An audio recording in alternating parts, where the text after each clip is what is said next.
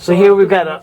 I can pretty much tell when there's only, 75 or 50 gallons. Or I never run it any more down than that. Okay, so the port fuel tank. Up in the forward part, you've got the fill spout.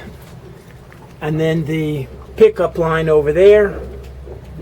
Then coming back to the aft. Where's those hoses that connect through the engine room, the lazarette, back in the lazarette? Well, they go through the firewall, Okay, but they're in the middle of the boat, so where do they come out of the saddle tanks? That's a good question, but I think they must come out. I don't see them up there in the front anywhere. No, they must come right out there, I think, because they were coming right out there. Okay. Right up back there, so they must be. Let's look. May not see I don't know. We'll have to figure it out. But they go into the lazarette, and then they drain into this common center tank right here, the keel tank. Yeah.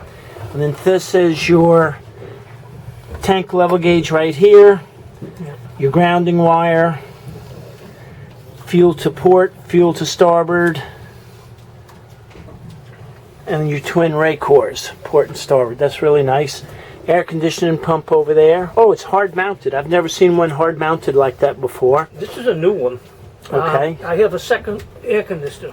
That's Oh, for the saloon, that's right. for this pilot house, which the unit is in here, so you'll see it, Okay. which is nice now.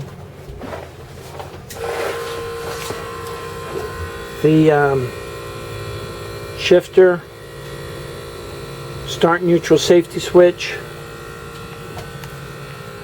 And I guess the only exciting part about this is changing the belts on the front of the engines.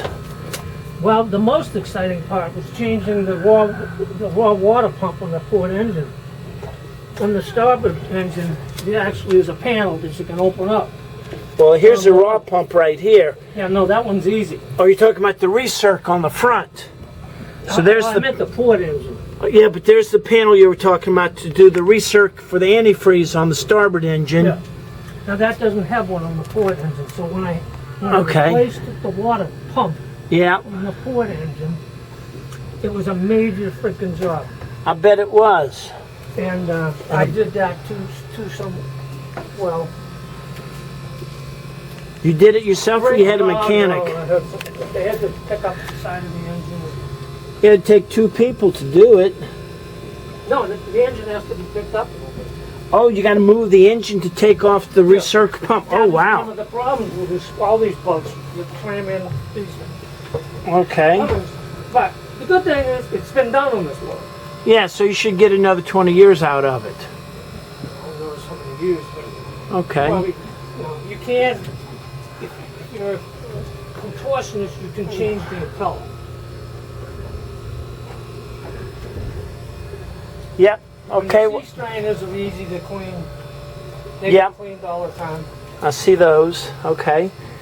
What about the turbo coolers? Have they been taken apart and serviced? No. So that would. There's no been any required maintenance on these engines yet. Okay.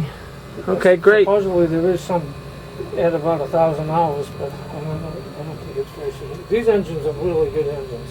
And that water that's dripping, that's just coming out of the carpet? Yeah, Or, it's been raining. yeah, it's been raining pretty good. Okay. Let's go down and we'll look in the saloon, see what's going on down there. Thank you.